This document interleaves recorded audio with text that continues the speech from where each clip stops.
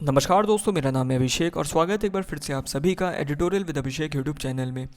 दोस्तों, आज पूरी दुनिया प्रदूषण, ग्लोबल वार्मिंग और एनर्जी शॉर्टेज से निपटने के लिए तरह तरह के प्रयास कर रही है। खासकर रशिया और यूक्रेन के युद्ध के बाद से जिस तरीके से ऑयल और एनर्जी की प्राइसेस में बढ़ोतरी देखने को मिली है, उससे यह साफ हो गया है कि भारत को भी एनर्जी शॉर्टेज से निपटने के लिए आत्मनिर्भर बनना पड़ेगा, मतलब सेल्फ डिपेंडेंट बनना पड़ेगा। तो दोस्तों, इन्हीं सब चीज़ों को ध्यान में रखते हुए अभी हाल ही में 4 जनवरी 2023 को हमारी भारत सरकार ने एक नेशनल ग्रीन हाइड्रोजन मिशन को क्लियर किया था। तो दोस्तों, इस मिशन के तहत भारत ग्रीन एनर्जी के क्षेत्र में किस तरीके से आत्मनिर्भर बन सकता है, इन्हीं सब मुद्दों से रिलेटेड होने वाला है आज का हमारा कंप्लीट एडिटोरियल। तो दोस्तों, बिना देरी करे हुए चलिए शुरू करते हैं आज के एडिटोरियल की कंप्लीट एनालिसिस। तो दोस्तों, आज के एडिटोरियल की टॉपिक है अ ग्रीन प्रॉमिस। अब दोस्तों, प्रॉमिस तो मतलब होता है वादा, मतलब यहाँ पे केंद्र सरकार जो है वो हमारे देश से एक वादा कर रही है कि 2070 का जो हमारा लक्ष्य है नेट कार्बन जीरो एमिशन वाली कंट्री बनने का, उसके लिए नेशनल ग्रीन हाइड्रोजन मिशन जो है वो एक बड़ा कदम है। ठीक है, आगे चलते हैं। क्या लिखा है? Small enterprises can be the main stay of the green economy. अब दोस्तों, ग्रीन इकोनॉमी के लिए जो स्मॉल इंटरप्राइजेस है, जो छोटे छोटे उद्योग हैं, वो मुख्य फोकस हो सकते हैं सरकार के लिए, ऐसा कह रहा है ऑथर। ठीक है, आगे क्या लिखा है? The union cabinet has cleared a 17,490 crore national green hydrogen mission. अब दोस्तों, हमारी केंद्रीय मंत्रिमंडल ने अभी हाल ही में 4 जनवरी 2023 को 17,500 करोड़ का एक नेशनल ग्रीन हाइड्रोजन मिशन जो है वो क्लियर कर दिया है। That aims to facilitate the production of hydrogen from renewable energy. और दोस्तों, ये मिशन जो है वो हाइड्रोजन को रिन्यूएबल एनर्जी से प्रोड्यूस करने में मदद करेगा। ठीक है, आगे क्या लिखा है? Hydrogen is an essential industrial fuel. Hydrogen जो है वो एक बहुत ही इंपॉर्टेंट इंडस्ट्रियल फ्यूल है, मतलब कि इंडस्ट्रीज वगैरह में इसका बहुत ज़्यादा यूज़ होता है। That has a range of uses. इसके बहुत सारे यूजेस हैं, from producing ammonia, ammonia produce करने से लेके making steel and cement, steel और सीमेंट बनाने से लेके to powering fuel cells, fuel cells को पावर देने तक। ठीक है, that can run buses and car. और क्योंकि दोस्तों ये फ्यूल सेल्स जो हैं वो इससे बसेस और कार्स वगैरह जो हैं चलती हैं, तो इन फ्यूल सेल्स में भी हाइड्रोजन जो है वो डलता है।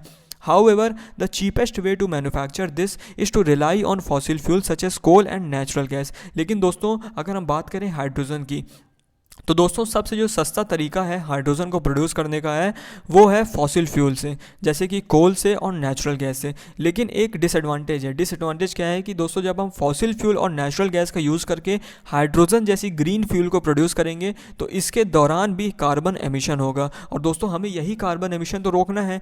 तो अगर हम एक ग्रीन फ्यूल को नेचुरल गैस और कोल से प्रोड्यूस कर रहे हैं जिससे कि कार्बन एमिशन हो रहा है, तो हमारा जो ऑब्जेक्टिव वो एक तरीके से तो वो तो फेल हो गया। तो इस वजह से जो कंसर्न है ग्लोबल वार्मिंग को लेके पूरे विश्व में, and the gradual but study embrace of alternative fuel. और दोस्तों, जो एक कांस्टेंट बढ़ावा दिया जा रहा है नेचुरल गैस और कोल की जगह एक ऑल्टरनेटिव फ्यूल को, have stoked the world's interest in producing hydrogen from renewable energy. इससे पूरे विश्व का जो एक इंटरेस्ट है, पूरे विश्व की जो एक रुचि है रिन्यूएबल एनर्जी से हाइड्रोजन को प्रोड्यूस करने की, उसको एक बढ़ावा मिल रहा है। ठीक है, आगे क्या लिखा है?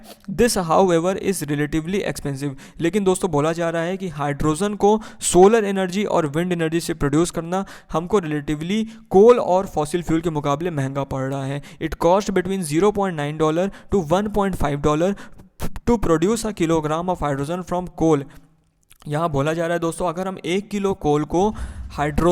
1 किलो हाइड्रोजन को कोल और नेचुरल गैस से प्रोड्यूस करते हैं तो हमारा खर्चा लगभग $0.9 से लगभग $1.5 के बीच में आएगा। और वहीं पे anywhere from $3.5 to $5.5 per kilo to produce it from renewable energy sources. वहीं पे अगर हम दोस्तों 1 किलो हाइड्रोजन सोलर एनर्जी और विंड एनर्जी का यूज़ करके प्रोड्यूस करते हैं तो वहाँ पे हमारा खर्चा जो होगा वो लगभग $3.5 से लेकर $5.5 के बीच में आएगा। तो लगभग खर्चा जो है वो हमारा 4 से 5 गुना बढ़ जा रहा है। तो इस वजह से दोस्तों, जो हमारी सरकार का एक प्रयास है कि हमको नॉन रिन्यूएबल एनर्जी से रिन्यूएबल एनर्जी की तरफ शिफ्ट करना है, उसमें थोड़ी रफ्तार उसकी कम है। क्योंकि दोस्तों, खर्चा जहाँ भी होता है, जहाँ पे भी हमको एक हाईयर खर्चे की तरफ शिफ्ट होना है, वहाँ पे दोस्तों हमारे पैर खुद ब खुद धीमे पड़ जाते हैं। ठीक है, तो just as solar power tariffs in India have now dipped below that of coal power. लेकिन दोस्तों जब सोलर एनर्जी की हमारे देश में बढ़ावा मिल रहा था, जब सोलर एनर्जी की तरफ हम लोग शिफ्ट हो रहे थे, तब भी यही मुद्दा था। तब भी जो सोलर पावर की जो एनर्जी थी वो कोल के मुकाबले महंगी पड़ती थी। लेकिन जैसे जैसे दोस्तों पूरे देश में इसको लेके जागरूकता फैली और बड़ी बड़ी कंपनीज, बड़ी बड़ी इंडस्ट्रीज़ जो हैं वो सोलर पावर को बढ़ावा देने लगी, तो वैसे ही वैसे दोस्तों बड़े बड़े इंडस्ट्रीज़ की वजह से जो ओवरऑल मैन्युफैक्चरिंग कॉस्ट हुआ था सोलर पावर का वो कम होने लगा। तो आज ऐसी उम्मीद मतलब आज ऐसी कंडीशन है कि सोलर पावर का जो खर्चा है वो कोल पावर से भी कम हो चुका है। तो सरकार अब होप कर रही है, government is hoping that green hydrogen और that produce entirely from renewable energy will also cost less than current price to make hydrogen from fossil fuel sources. तो सरकार ये आशा कर रही है कि जो ग्रीन हाइड्रोजन प्रोड्यूस करने का खर्चा आ रहा है ये आगे आने वाले सालों में कोल पावर से कम हो जाएगा, जिस तरीके से सोलर पावर का खर्चा जो है वो कोल पावर से कम हुआ है। आगे क्या लिखा है, the NGH mission aims to create an enabling environment. अब दोस्तों NGH जो मिशन है, जो नेशनल ग्रीन हाउस का मिशन जो अभी सरकार ने हाल ही में अनाउंस किया है, उसका मुख्य ऑब्जेक्टिव क्या है? उसका मुख्य ऑब्जेक्टिव वो एक ऐसा एनवायरनमेंट, वो एक ऐसा माहौल क्रिएट करना चाहती है इंडियन इंडस्ट्री के लिए, टू डेवलप द इंफ्रास्ट्रक्चर, ताकि इंडियन इंडस्ट्रीज जो है वो ऐसा इंफ्रास्ट्रक्चर डेवलप कर सकें to produce and transport green hydrogen, जिसमें कि ग्रीन हाइड्रोजन जो है वो प्रोड्यूस भी हो सके और ट्रांसपोर्ट भी हो सके from certain nerve centres to production hubs. मतलब जो छोटे छोटे सेंटर्स है, जहाँ जहाँ अभी हमारे देश में क्या हो रहा है, छोटे छोटे सेंटर्स से हाइड्रोजन जो है वो प्रोड्यूस किया जा रहा है। तो नेशनल ग्रीन हाउस मिशन से सरकार एक ऐसा माहौल क्रिएट करना चाहती है जहाँ पे ये छोटे छोटे जो सेंटर्स हैं वो बढ़ के बड़े बड़े प्रोडक्शन हब में कन्वर्ट हो जाए, जिससे कि हमारा जो प्रोडक्शन का कैपेसिटी है वो मैनीफोल्ड हो जाए, मतलब एकाएक वो बहुत गुना बढ़ जाए। ठीक है, where they can be use in various industrial application. और इसके वजह से दोस्तों जो हाइड्रोजन है उसको बहुत ज़्यादा बड़े तौर पे इंडस्ट्रीज़ में यूज़ किया जा सकता है, क्योंकि जब ज़्यादा प्रोड्यूस होगा तो इंडस्ट्रीज़ वगैरह में भी उसको यूज़ किया जाएगा। तो यही लिए NGH मिशन को अनाउंस किया गया है, यही उसका मुख्य ऑब्जेक्टिव है। The NGH mission has committed to finance. अब दोस्तों NGH मिशन में कमिट किया गया है, मतलब वादा किया गया है कि हम पैसा लगाएंगे हाइड्रोजन की तरफ। ठीक है, the details are not yet available. लेकिन दोस्तों किस तरीके से और कितना पैसा लगेगा इसकी डिटेल्स अभी तक अवेलेबल नहीं है। The manufacturing of electrolysers which use electricity to split water into hydrogen and oxygen. अब दोस्तों किस चीज़ को फाइनेंस करने का सरकार ने वादा किया है नेशनल ग्रीन हाउस एमिशन के तहत, वो है इलेक्ट्रोलाइजर्स की मैन्युफैक्चरिंग का। इलेक्ट्रोलाइजर्स क्या होते हैं दोस्तों? ये ऐसे उपकरण होते हैं जिसमें बिजली के हेल्प से, जिसमें इलेक्ट्रिसिटी के हेल्प से वाटर को स्प्लिट करके, वाटर को केमिकली स्प्लिट करके हाइड्रोजन और ऑक्सीजन में कन्वर्ट कर दिया जाता है। अब दोस्तों वाटर का एक्चुअल फॉर्मूला तो H2O होता है, तो इसमें हाइड्रोजन भी है और इसमें ऑक्सीजन भी है। तो इलेक्ट्रोलाइजर के हेल्प से इसका हाइड्रोजन अलग कर दिया जाता है और इसका ऑक्सीजन जो है वो अलग कर दिया जाता है। ठीक है, तो by 2030 the goal is to have at least 5 million metric tons of annual green hydrogen. तो दोस्तों 2030 तक जो सरकार का एक लक्ष्य है, वो लक्ष्य है कि 5 मिलियन मेट्रिक टन, मतलब 5 MT का हमें एनुअली ग्रीन हाइड्रोजन प्रोड्यूस करना है। मतलब सालाना हमको 5 मिलियन मेट्रिक टन हाइड्रोजन जो है वो 2030 तक प्रोड्यूस करने की क्षमता क्रिएट करनी है।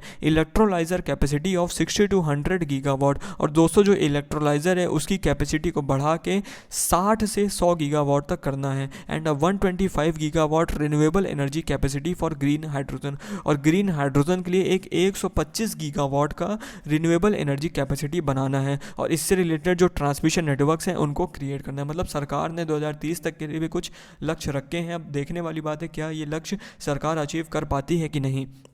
आगे क्या लिखा है, green hydrogen because of the entailed expenses currently accounts for less than 1% of the global hydrogen. अब दोस्तों ग्रीन हाइड्रोजन जिसमें बहुत ज़्यादा खर्चा है इस समय, मतलब बहुत ज़्यादा अंदरूनी खर्चे हैं, इसके वजह से जो एक ग्लोबल प्रोडक्शन हो रहा है एनर्जी का, उसमें केवल 1% जो है एनर्जी वो हाइड्रोजन से प्रोड्यूस हो रही है। ठीक है, and India's aim is to become a global industrial hub. अब दोस्तों इंडिया एम कर रहा है, इंडिया ये उम्मीद कर रहा है कि ये ग्लोबल एक वैश्विक हब बनेगा, इंडस्ट्रियल हब बनेगा, और जहाँ पे ये हाइड्रोजन को दूसरे देशों तक भी एक्सपोर्ट कर पाएगा। वाइल दिस इज़ अ वर्दी एम्बिशन। दोस्तों ये एम्बिशन तो बहुत अच्छा है, बहुत सफल होने अगर ये सफल हो गया तो बहुत अच्छा होगा भारत के लिए भी और पूरे विश्व के लिए भी। But India's track record in becoming a high technology manufacturing hub raises doubts on whether this is achievable by 2030। लेकिन दोस्तों यहाँ पे ऑथर बोल रहा है कि जो इंडिया का ट्रैक रिकॉर्ड रहा है, हमेशा से ये प्रयास तो करता है बड़ा मैन्युफैक्चरिंग हब क्रिएट करने का, लेकिन दोस्तों हमेशा से ये फेल हो जाता है। तो इस वजह से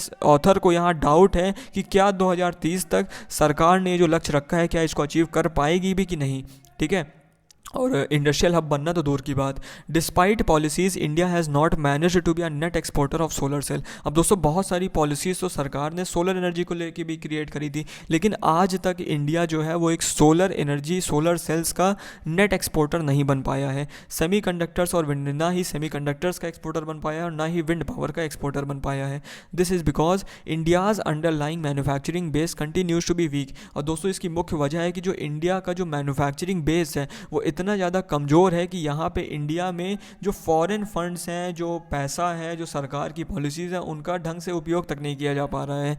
this is because India's underlying manufacturing base continues to be weak and unable to efficiently absorb and utilise global capital. और दोस्तों इसके पास जो वैश्विक पूंजी है, जो सरकार की पॉलिसीज़ हैं, इसको तक अच्छे से एफिशिएंटली यूज़ कर ही नहीं पा रही है इंडस्ट्रीज, ठीक है। For India to realise ambitions it must strengthen its small manufacturing and allied enterprises. अब दोस्तों अगर इंडिया को अपनी एम्बिशंस को अचीव करना है, अपने गोल को अचीव करना है, तो जो छोटी छोटी मैन्युफैक्चरिंग इंडस्ट्रीज़ हैं, छोटे छोटे जो इंटरप्राइजेस हैं, उनको बढ़ावा देना पड़ेगा, इंफ्रास्ट्रक्चर को क्रिएट करना पड़ेगा रेदर देन लार्ज इंडस्ट्रीज़। बड़ी इंडस्ट्रीज में फोकस करने के बजाय उनको छोटी इंडस्ट्रीज में फोकस करना पड़ेगा and it will be main stay of any green economy. और दोस्तों ग्रीन इकोनॉमी को क्रिएट करने के लिए जो मेन फोकस है वो यही होने वाली है। तो आशा करता हूँ दोस्तों आपको आज के ट्यूटोरियल